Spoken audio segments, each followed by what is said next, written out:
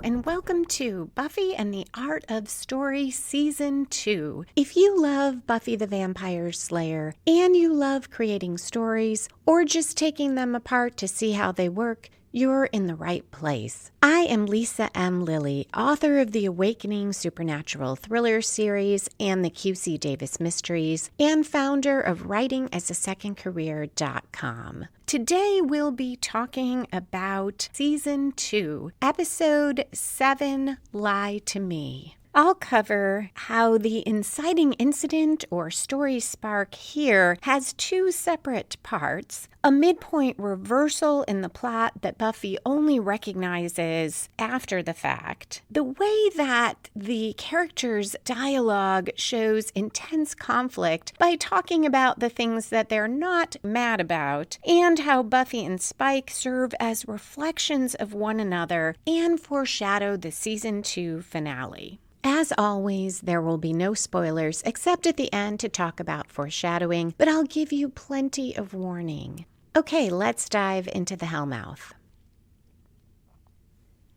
Lie to Me was written and directed by Joss Whedon. Our opening conflict occurs in a dark, deserted playground. There is a spinning merry-go-round, which we'll learn is never a good thing on Buffy. And there are swings with creaky old chains. A little boy is alone. His mom is late picking him up. Drusilla, in a long, gauzy white gown, asks the boy if he wants her to walk him home, and she sings a creepy sort of song she says her mother sang to her. Or maybe the song is fine, it's just the way she sings it. Drew then says, "What will your mummy say when they find your body?" Luckily for the boy, at 1 minute 22 seconds into the episode, Angel appears, gets between the boy and Drusilla, and tells the boy to run home, which quite sensibly he does. Drusilla says, "My Angel," and seems surprised to see him there. Angel tells her to leave Sunnydale, to take Spike and get out of town. When she asks if he'll hurt her if she doesn't, he looks down. We can tell Angel feels guilty about whatever past the two of them have. Buffy is walking in an area of ground above the playground, so Angel doesn't see her, but she sees him and Drusilla just as Drusilla leans close and whispers into Angel's ear that this is just the beginning. I see this as part of our inciting incident or story spark, which is what gets the plot of the story moving. Usually that happens about 10% into an episode, a book, a movie. Here, it comes in two parts. This part is at only 2 minutes, 47 seconds into the 42-minute episode. But it does give us the first half of what sets this story in motion, Buffy's suspicions about Angel and Drusilla. We will see the second half of the spark a little over 6 minutes in. For now, we shift to the credits. When we return, Jenny is telling Giles that it's a secret.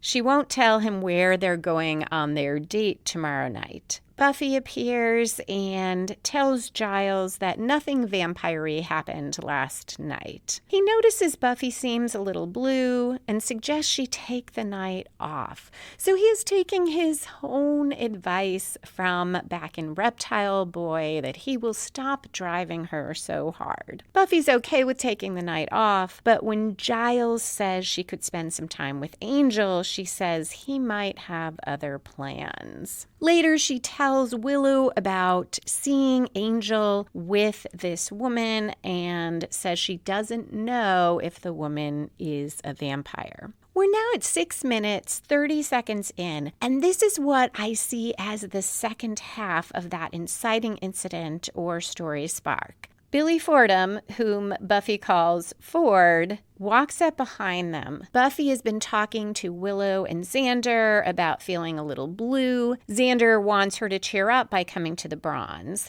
And Ford makes a joke about he'd suggest Orioles dumped in apple juice, but she probably isn't into that anymore. It turns out Ford was Buffy's 5th grade crush. They also started high school together. Ford tells her that his dad got transferred and now he is attending Sunnydale High. Buffy invites him to join them that night at the Bronze, and we get some great dialogue. Ford, I'd love to, but if you guys already had plans, would I be imposing? Xander, oh, only in the literal sense. That night at the Bronze, Willow, Xander, Buffy, and Ford play pool. Ford jokes that he knows all of Buffy's darkest secrets. Xander says, care to wager on that? Angel is at the bar when Buffy goes over to get a soda.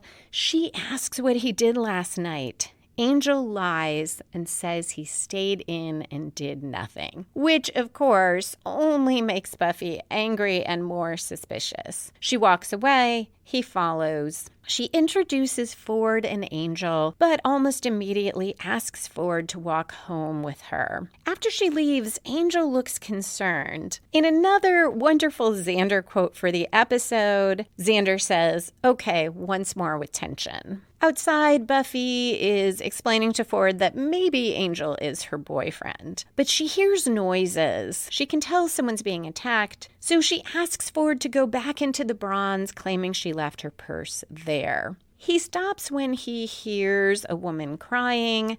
The woman runs out and past him. We hear other sounds that tell us that Buffy is slaying a vampire. When Ford finds her, no one else is around, and she tries to cover for the commotion by saying that there was a cat that fought another cat and it was bad and now they're gone. Ford says, oh, I thought you were fighting a vampire. This could be our first major plot turn, the turn that comes from outside the protagonist and spins the story in a new direction. Usually we see it at a quarter of the way through an episode or a book. And this is a little early at 9 minutes 48 seconds in. He tells her he knows that she is the Slayer. So that could certainly turn the story in a new way. However, I think the first plot turn comes a little bit later than this, and I'll get to it in a moment, because it shifts the story in a completely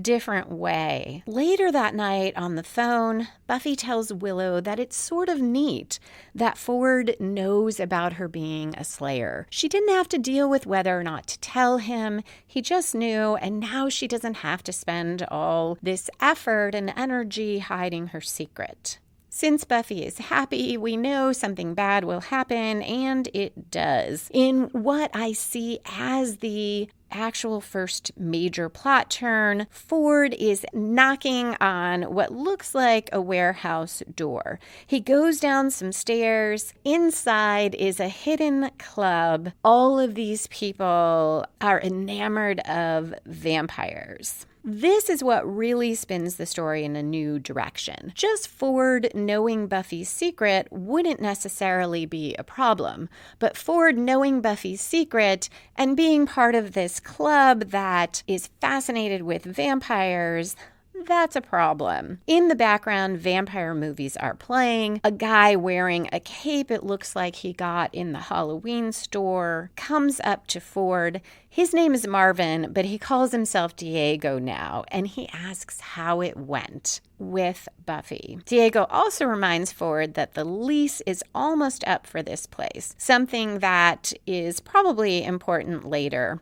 Ford swallows some pills, and a young woman, thin with blonde hair, long blonde hair, is also talking to them and saying that she can't wait. Ford reassures her and Diego that pretty soon they will all do what all teens should do, die young and stay pretty. He then repeats the words from the vampire film that's playing in the background. I was not sure what film this was, but according to Buffy Fandom Wiki, it is the 1974 version of Dracula. At 14 minutes 20 seconds in, Willow is at home and there is a knock on her door. She's in her bedroom. The knock comes not from inside the house, but from her doors to the patio. It's Angel. He tells her she has to invite him in, and she does. She's wearing a long nightshirt. She quickly hides her bra and socks, obviously uncomfortable he's there. And she tells him she's not supposed to have boys in her room. Angel says he would like her help to research someone on the internet. Willow is certainly happy to do that until she hears the person he wants to research is Ford. And she very carefully suggests that Angel might be jealous. He tells her he never used to get jealous. He spent 100 years isolating himself, feeling guilty, and in a great quote, he says, "I really honed my brooding skills." He admits, though, that now he does get jealous, but he says his gut tells him that something is off about Ford. Willow says, "Okay, but if there isn't anything weird, hey, that's weird." She has discovered with a few keystrokes that Ford is not in any of the school records. He's not registered at Sunnydale High. Angel asks her not to mention anything about this to Buffy until they both know more. Willow is clearly uncomfortable about that. We see that again the next morning at school. Buffy and Ford come up to talk to Willow, and she stutters and stumbles. And happily for her, Buffy thinks that it's because Willow was drinking too much coffee again. That night, Buffy gives Ford a walking tour of Sunnydale. They see 2 vampires. She hands Ford a cross and goes after the male vampire, fighting and killing him. While she's otherwise occupied, Ford corners the female vampire and threatens her with a stake. He tells her he'll let her live if she tells him what he wants to know. This is about 19 minutes in, so we are nearing the midpoint of the episode. Buffy has killed the vampire. She returns to Ford. He pretends to be shocked that he was able to kill the female vampire and claims that she turned to dust. Usually at the midpoint of a well-structured story, we see either the protagonist fully committing to the quest or a major reversal for our protagonist.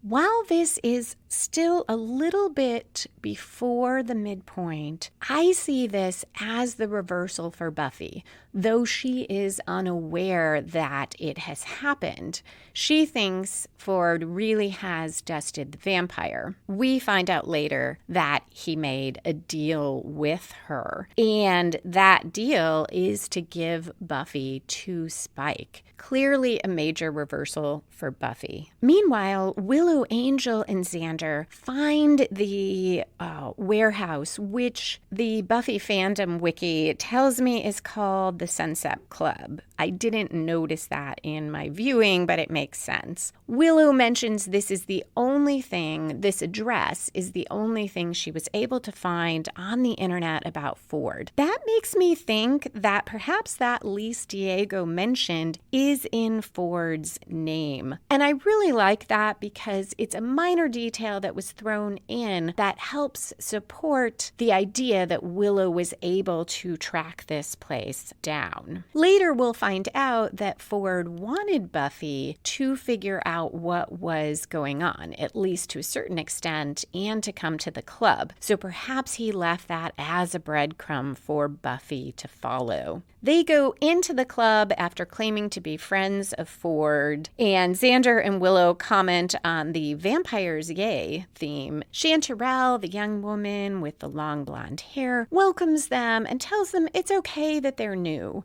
She calls the vampires the lonely ones and says people misunderstand them. They don't want to harm anyone. The vampires are exalted above humans. Angel, clearly never having read How to Make Friends and Influence People, tells her that she's a fool. He also tells Xander and Willow that these people don't know anything about vampires, including how they dress. So, of course, a guy walks past them wearing exactly the same clothes that Angel is wearing. At 21 minutes, 45 seconds in, Diego watches them leave. When I initially watched this for the podcast, I thought maybe this was the midpoint reversal because perhaps Diego seeing them and maybe realizing they are out of place and friends of Buffy was the reversal for her. As I mentioned, though, we later find out that Ford wanted her to figure out what happened. So this isn't really a problem. Giles and Jenny are in the library with Buffy. She has called them away from their date. Giles pretends that he's upset at having been called away from the monster truck rally, but he doesn't do a very good acting job, and Jenny tells him they could have just left. Buffy has sent Ford home. As they're researching, she happens to see a photo of Drusilla in a book. And Giles tells her Drew is the sometime paramour of Spike, who was killed by an angry mob in Prague. Buffy says they don't make angry mobs like they used to because she saw him the other night with Angel. Jenny says, isn't he supposed to be a good guy? As they're talking, a female vampire, the one that Ford supposedly killed, breaks in and steals a book from the library. I love that Giles is outraged that she took his book. Everyone also is surprised because that isn't typical vampire behavior. Buffy is especially surprised because she recognizes the vampire and says that Ford claimed he killed her. This is 23 minutes 37 seconds in. I see this as Buffy recognizing that the reversal happened. Now she knows that Ford is lying to her and plotting something. We switch to the warehouse where Drusilla and Spike live, and she is trying to get a dead bird to sing to her. It's lying on the bottom of the cage, and she's promising it seeds if it will sing. Spike asks her if she met anyone interesting like Angel when she was out and about the other night. He wants to know what they might have talked about and says it's a little odd her talking to Angel, him being the enemy and all. Drusilla keeps ignoring him and talking to the bird. Spike loses his temper and tells her the bird is dead. She left it in the cage and didn't feed it, and it died just like the last one. This scene always makes me sad. Drusilla seems so upset about the bird being dead. Also, I have a parakeet, and I have had parakeets for many years, so I just feel very sad when I see anything with a bird dying. You can, if you like, see my parakeet, Joss the Bird Whedon, on Instagram. You may also occasionally hear him in the back of the podcast because as much as I pad everything out and shut the doors, every once in a while he still can hear me and loves to chirp away and add his thoughts. Going back to our dialogue, this is a wonderful example of conflict where the character who is really upset is not saying what he's upset about. He snaps at her about the bird when what he's really angry about is her seeing Angel. He does recognize that to some extent. Spike realizes it's not about the bird, and he says he's rude and he's a bad man and he's sorry. However, he still doesn't admit that the issue is him being jealous of Angel. Instead, he talks about her being too weak to be out alone. Now, that may be true, and we'll find out later that Drusilla is vulnerable, but that is not the heart of what Spike is angry about. Nonetheless, he does apologize, and to try to make her feel better, he says in another great dialogue line, "Would you like a new bird, one that's not dead?" In this way, Spike and Drusilla are a reflection of Buffy and Angel. Spike is jealous and worried about Drusilla talking to Angel. Buffy likewise is upset and jealous and suspicious of Angel because he was talking to Drusilla. Also, both Angel and Drusilla do not tell the people who love them about their encounter, making it more suspicious. At 25 minutes, 20 seconds in, Ford walks in on Spike and Drusilla. He says he came looking for Spike. Spike's upset that no one is guarding the place. But the female vampire that Ford made the deal with comes in. She has brought Spike that book from the library. He takes a quick look and says it will be very useful. Ford then says he has an offer for Spike, but he wants Spike to say the dialogue lines from the Dracula movie, that Ford has 30 seconds to convince Spike not to kill him. Ford says it's traditional.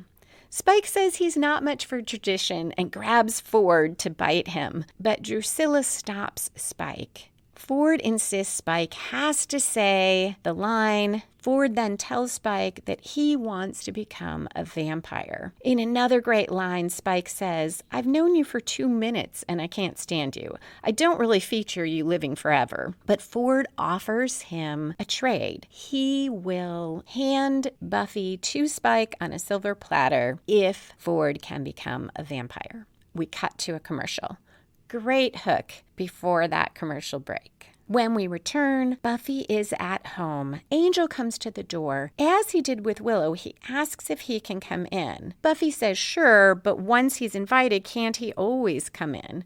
And he says yes, he was just being polite. This is a nice, funny line, and it gives us a new rule we haven't heard before, that once a vampire is invited, he can always come back into the house. Angel tells her Ford is not what he seems and reveals that Willow and Xander helped him check things out. She's mad that they all went behind her back. But unlike Spike, she goes right to the point of what she's really angry about. She asks him who is Drusilla and says don't lie to her. She's had enough of that. Angel tells her sometimes a lie is better. If you live long enough, you realize that. Then he asks if she loves him. She says, "I love you, but I don't know if I trust you."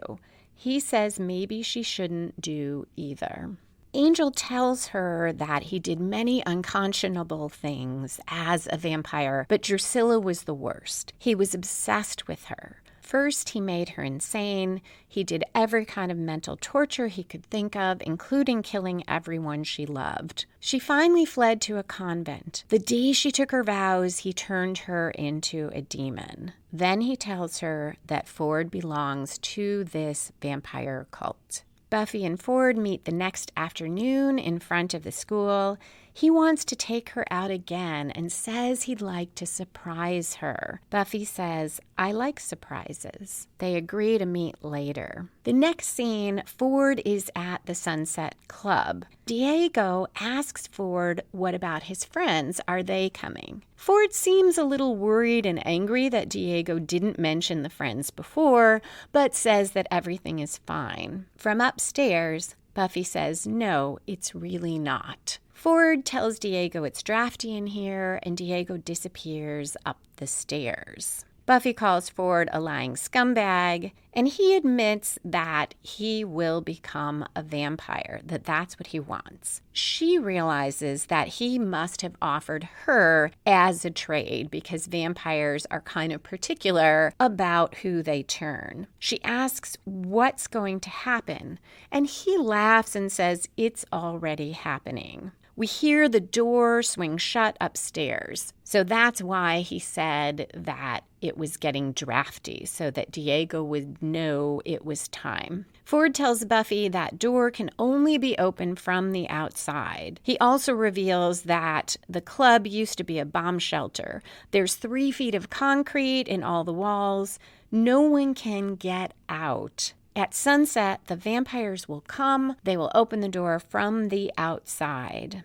I see this as the last major plot turn. Usually that's about 3/4 of the way through. So this is right about on target. You could see the major turn as being earlier when Buffy arrives. However, I see it as a much bigger shift that she is now locked in with all these people, including Ford, who want to be vampires. Ford then says, it's sunset. We switch back to Spike and Drew. He's organizing everyone, and he says the Slayer is the priority. And he asks Drew, is she up for this? Is she sure? Drew says she needs a treat. Buffy, inside the shelter, is hunting for another way out and can't find one. She tries to reason with the others, and then with Ford. He reveals that he's dying. He has brain tumors and only months to live. It's very painful, and that's why he wants to be a vampire. She tells him it's not like it will be him. A demon sets up shop in your body.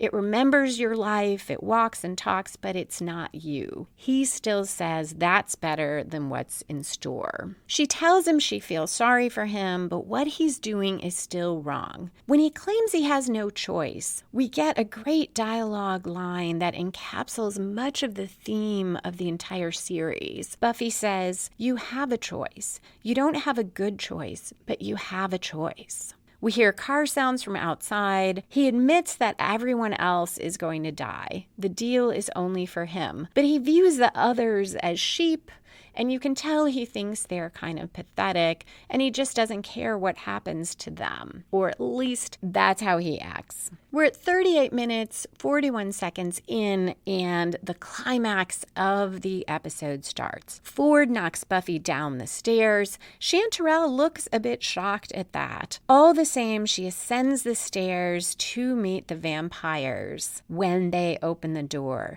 She looks very gothic in her long evening gown. Spike comes in, yells to the others to take them all, but save the Slayer for him. He bites Chanterelle. Buffy sees vampires attacking humans everywhere. For a second, she looks lost as to where to start. Then she spots Drusilla. She is alone on a catwalk up above, watching everything. Buffy leaps up next to Drew and grabs her. She puts a stake to her heart and yells to Spike to stop. Spike lets go of Chanterelle and tells all the vampires to stop, which they do. Buffy demands that he let everybody go, and he tells them to do it. The humans are all allowed to leave, except for Ford, who at some point got knocked out, so he is down on the underground level, passed out. Buffy tells Spike to back down the stairs. She's making sure that he won't be able to get to her or anybody else when she lets Drusilla go. She throws Drew at him and runs out and slams the door, sealing all the vampires inside. Spike says, "Where's the doorknob?" We're now in the falling action. This is where we tie up loose ends after the climax. The main plot has resolved. Buffy defeated Ford's plot, she defeated Spike, and she saved all the humans except for Ford. I think part of why Ford is shown as not caring what happens to all the other people and having sold them all out is that we don't want to feel bad that Buffy was not also able to save him. She definitely feels sad about it, though. Angel, Willow, and Xander have met her outside. She tells them the vampires are contained, but they should come back for the body later when the vampires have gone. Inside, Ford wakes up and says, "What happened?" There is more great dialogue. Spike, "We're stuck in a basement." Ford, "Buffy?" Spike, "She's not stuck in a basement." Ford nonetheless tells Spike that he delivered and handed him the Slayer, so he wants his reward. We fade out on Spike going into vamp face. The next day, the door's been broken open at last from inside. The vampires got out during the night and are gone. Buffy finds Ford. It looks like he's dead. That night at the graveyard, Giles and Buffy wait. She has brought flowers. She says it would be easier if she could just hate Ford, and she thinks he wanted her to hate him, that it made it easier for him to do what he was doing if he saw himself as the villain. And Buffy says nothing's ever simple anymore. Who to love or hate or trust, and the more she knows, the more confused she is. Giles tells her it's called growing up. Buffy says she would like to stop and asks if it ever gets easy. Ford, as a vampire, bursts from the grave. She stakes him. And Giles says, "You mean life?" And Buffy says, "Yeah. Does it get easy?" Giles asks what she wants him to say, and she says, "Lie to me." He gives a half smile and tells her something like, "Yes, life is simple. The good guys are always stalwart and true. The bad guys are easy to identify with their black hats. No one ever dies, and everyone lives happily ever after." And Buffy says, "Liar," and that's the end. Something I noticed on this rewatch, Spike and Buffy both do what they said they would do. Buffy threatens Drusilla, says or implies she will let Drusilla go if he lets the humans go. They are out the door, and she still has Drusilla and a stake. She could have killed Drusilla, but she made this deal with Spike, and she flings Drusilla at him. Likewise, Spike does what he said he would do. Ford says, hey, I gave you the Slayer. I can't help it if you messed it up, and you promised me immortality. And Spike follows through. When I first watched, I thought that Spike killed Ford, but he did turn him into a vampire. Now, maybe he figured Buffy would then kill Ford as a vampire, but he did what he agreed to do, despite that there would be no consequences for failing to do that. You can argue Buffy was being practical in keeping her deal with Spike. She may have to deal with him over and over in the future. Honoring her promise means that she may be able to get out of other confrontations with him or get the better of him because he knows she will do what she said.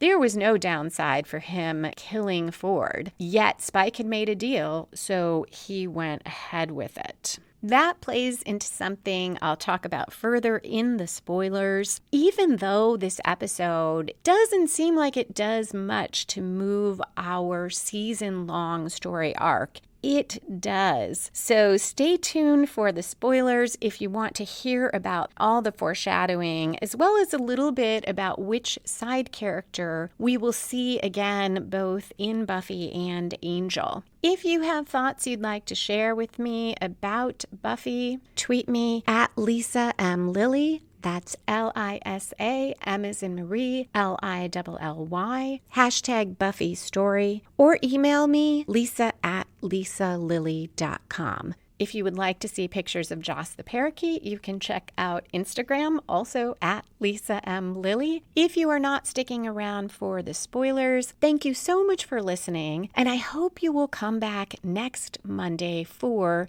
The Dark Age, when Ethan Rayne returns and we learn more about Giles' past.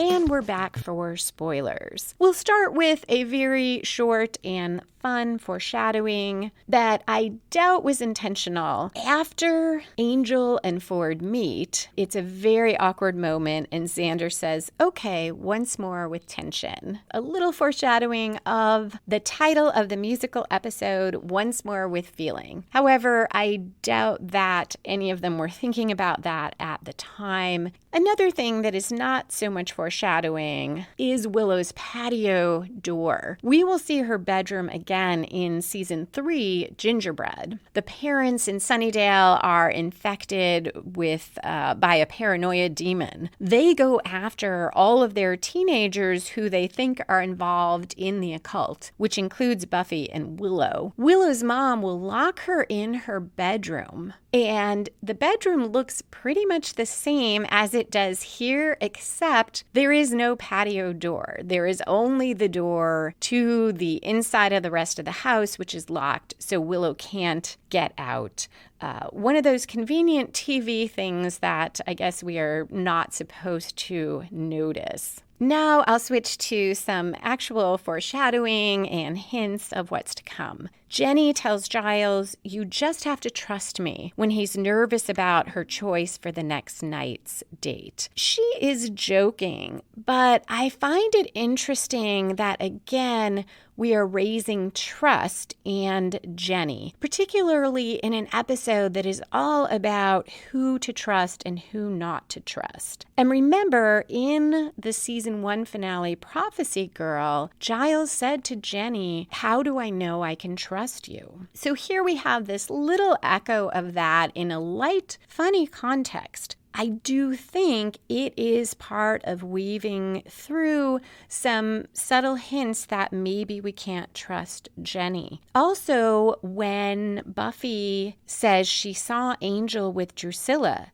Jenny says, I thought he was one of the good guys. This makes me wonder, Does she? Is she rethinking her mission about Angel? Or is she already disagreeing with that mission? I love the line because it's just quickly thrown in there. There's no reason for viewers who don't know what's coming to fasten on it, but it is consistent with what we later learn about Jenny being there to watch Angel and ensure that the curse continues to haunt him. We also meet Chanterelle in this episode. She will return at the beginning of season 3 in the pilot episode. She is living on the streets and she's going by the name Lily. She remembers Buffy, but Buffy doesn't remember her. At the end of the episode, Buffy, who has been working as a waitress to support herself, tells Lily that she has arranged for Lily, if she wants, to take over Buffy's job, and she gives her her one room she's been staying in and her uniform. And Buffy has a name tag with it because she's been going by her middle name, Anne. So the name tag says Anne. And Lily asks if she can be Anne. The next time we see her on Angel, she is introduced as Anne. And nothing is said about her past or knowing Buffy, but she is running this shelter for homeless teens. She knows about vampires. She's very practical about the dark side of living in Los Angeles. And I believe that she went through this character growth. Spike, Angel, Drew, and Buffy. Lots of foreshadowing here of the season story arc that involves all of them. Particularly Spike feeling jealous over Drusilla talking to Angel. That jealousy of Angel and that connection between Drusilla and Angel will drive the climax of the season. On a smaller scale, we have this female vampire bringing Spike this book. I'm not sure that I noticed on first watch that Spike looked through the book and said, oh, this should be helpful. I didn't focus on, well, why does he want this book? Later, we'll find out. He is looking for a way to restore Drusilla. That angry mob in Prague didn't kill her, but the implication is it is why she is so weak now. In a few episodes, we will find out the book showed Spike how to restore Drusilla and that what they need is Angel's blood because he is her sire. That also makes the comment Spike makes about Angel being the enemy and all even more telling because they're going to need to drain Angel's blood. I mentioned we get these reminders about the rules about vampires. Angel tells Willow she has to invite him in. We hear when he talks to Buffy that once you're invited in, you can always come in. And if you were a new viewer or you had forgotten what had happened before because it's a while since you saw the episodes, you were also reminded that Buffy already invited Angel in, so he has access to her house. This foreshadows that fear that Buffy and her friends have when they realize that Angel can get into their homes. There's also a line of dialogue that I wonder if was done on purpose. I'm guessing yes, because everything about Buffy seems so well crafted and planned. When Ford doesn't want to tell Buffy what they're going to do that night and says he wants to surprise her, Buffy says, "I like surprises." And of course, the episode where Angel changes at the end and becomes evil is called Surprise. I don't think it can be accidental that Buffy says this line in the context of a boy that she had romantic feelings about at one point in an episode that is all about who to trust and who to love. Which leads me to that conversation with Buffy and Giles. I always found that a very moving conversation, one that sums up so much of the show itself. Buffy moving toward adulthood, having to take it on too quickly, and facing all these complicated questions, which is part of what makes this show so good. It could easily be just a monster fighting show, good versus evil. I don't think if it was, it would have lasted this long. One of its strengths is that sorting out good and evil is not black and white, is not simple. So that conversation conveys that struggle that Buffy has, and Giles' struggle to help her deal with that, wishing he could lie to her and just make her feel better. That's how I saw that conversation the first time I watched the episode, and probably on several rewatches. Only watching it for the podcast and looking ahead to what's next did I realize how much it foreshadows the very next episode, The Dark Age. In that episode, Giles will be one of the people that Buffy is unsure if she can trust. And his comment about you can always tell the good guys from the bad guys by the black hats also is so telling, because we find out Giles, was not always the good guy. Also telling that they have this conversation about adulthood when the next episode, Buffy will have to grapple with things Giles did before he became an adult. That aspect of Buffy and Spike both doing what they said they would do, weaving this in early, showing us this about both characters, is what persuades us as viewers when we get to the season finale to believe that Buffy and Spike would make a deal with each other. They have a reason to trust one another. When Spike offers his help, Buffy doesn't completely trust him, but she does know from experience that Spike does what he says he will do. Likewise, when Buffy sets certain conditions on Drusilla being allowed to live as an undead person, and Spike and Drusilla being allowed to leave Sunnydale, Spike knows that Buffy will honor that. That is it for spoilers and the episode. Thank you again for listening. I hope you will return for the Dark Age when we see Ethan again, and when Giles becomes a threat to both Jenny and Buffy. If you would like to apply the story structure points that I talk about to your own story, or you would just like to use it to watch Buffy and see if you agree with me on where these points are, you can download a free story structure template from my Patreon page. Just go to Patreon, Lisa M. Lilly, and I will put a link in the show notes. You can also find my fiction, including mysteries and supernatural thrillers, at lisalilly.com. And you can find articles on writing, time management, and publishing at writingasasecondcareer.com. Buffy and the Art of Story is a production of Spiny Woman, LLC, copyright 2020.